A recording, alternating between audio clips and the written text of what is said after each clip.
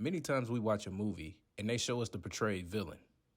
But many times I've seen movies where the hero or the portrayed good person is actually the real villain. I'm Didi Conway, and for this top 5 countdown, we'll look at the movie villain versus the character that I believe is the actual villain. I'm smoking grits and selling chickens, call that painted lemons. It's Gucci. Lemons on the chain with the V-cuts. Lemons on the chain. Starting off the countdown, we have Soul Food. And the person they portrayed as the villain was Terry. They made us feel like Terry was just a bougie-ass chick that loved to flaunt around her job to her family. I'm an ATM. Automatically Terry's money. Let's be nice. Let's be nice. We don't have to go there. I mean, you're not wrong, but you didn't have to say it. In all reality, her doing that was because her whole family was fucking trash, and it was essentially like the one thing that she kind of had over them. Her family was the real villains, especially Big Mama extra big back ass. That's a huge bitch. Family trash as hell. Her sister took her dude in high school, went and started a whole family with him. And then y'all steady volunteering her money like it's y'all's. I felt that Terry and Miles could pay for everything, and then maybe we could pay you all back in installments. Huh? Broke ass behavior. I'm broke, nigga. I'm broke. Then she at work slaving and shit, and the nigga she with now cheating on her with cousin Faye. Man, Lil Bob ass. You know what? The family fucked my husband. Yeah, that brother's starving. Then Big Mama allowed Terry to pay for shit, knowing that her brother was fucking loaded with money upstairs. Big Mama really did have a pile of money hidden away. And she had it stashed in the last place we all think to look. Uncle Pete's TV. Nigga money. And not only that, she enabled everybody's behavior toward Terry or in other situations where she should have stepped in and said something. I want to fuck some. This man dancing with the hoes at his wedding reception. And you start dancing with him too, man, y'all could peacemake these nuts.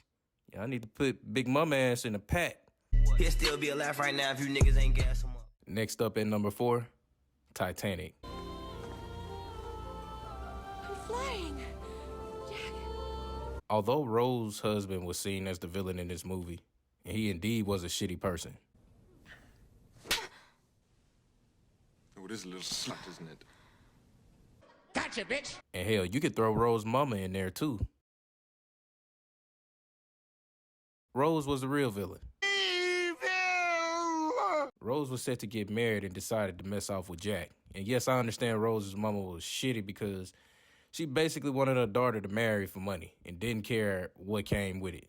You whore. I don't care.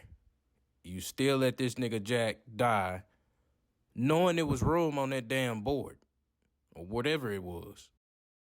Next up at number 3, Friday After Next. And in this third installment of the Hood Classic, Friday After Next portrays freaky nigga Damon.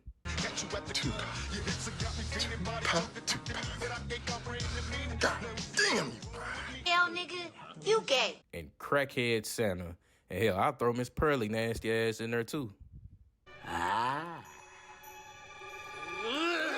It portrays them as the villain, but the real villain was Day-Day weak ass. Holy moly, donut shop. Bruh slept through a whole fight of his cousin, yelling for help while getting his ass whooped.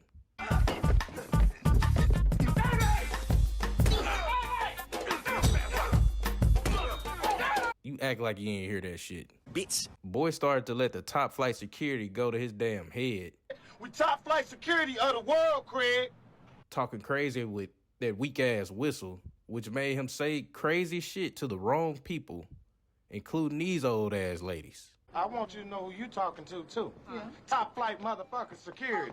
Wait a minute, Daddy. You can't talk to these old ass ladies like that. Which eventually led them to getting chased by some gangsters. And they boss got that ass whooped by the gangsters for no damn reason. But when you see him, you tell him we said this. And ultimately, they ended up being fired. You can't tell me bro wasn't trying to get back at him for next Friday. Since we're already on the Friday franchise, this leads me to number 2, being Friday, the first installment of the franchise. They showed us Debo as the villain, and he truly was that. Baby Sia looking at nigga. But I couldn't help but figure that Smokey was the biggest villain. God damn! Smokey was a terrible fucking friend, bro. No arguments to be held. You chilling with your best friend, but almost got Buddy killed for playing with big worm emotions. I'm gonna have to fuck you up, Smokey. Playing with my money is like playing with my emotions. This nigga smoking up all the product.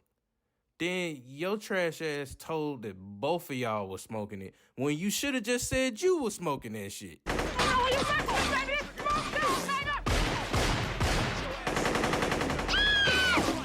Then you got Felicia ass beat because you stole that $200 from Debo, so he thought it was her. You see why I said you have to tell us before you leave the house? Look at your face! Look at your face! Which made Debbie speak up, get her ass mollywopped too. I'm not a man, otherwise I kick your ass myself. Which made Craig step up. That's a female. Shut your little punk ass up, nigga, before I drop you like I did this bitch. And ultimately, you know, Craig had to run to the suburbs. But truthfully, another real and probably the biggest villain was Ezel. Had he not taken them fucking boxes, Craig wouldn't have been fired, and they probably wouldn't have been on that porch that day. And next up at number 1, Baby Boy. $40. And of course we know, watching Baby Boy, that the villain was Rodney. Sound real hard on the phone, nephew. But I believe the real villain was Yvette and Jody. Both were the real villains, if we being real. Woman and the mother hoes is tricks. I make love to you, I want to be with you, but I fuck other females from time to time. I don't know why, I just do it. Jody indeed was a piece of shit. Taking your girl to get an abortion, never really trying to do shit in life, and, you know, get mad at your mama because she got her dude in the house. Mom. Smacking hoes. You're so full of it! The list goes on. But Yvette was the biggest piece of shit, bro. This is my opinion. You kept in touch with your ex in jail, telling him all your relationship issues with the dudes you with now. Honestly, making him feel like he had a chance. And had she not kept that situation going, he wouldn't have felt comfortable even coming to your crib, pulling up to that bitch after he got out of jail, disrespecting your son.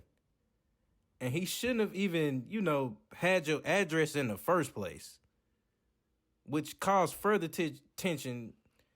And it's real shit what happens in situations now. Like, people get killed because of this type of shit.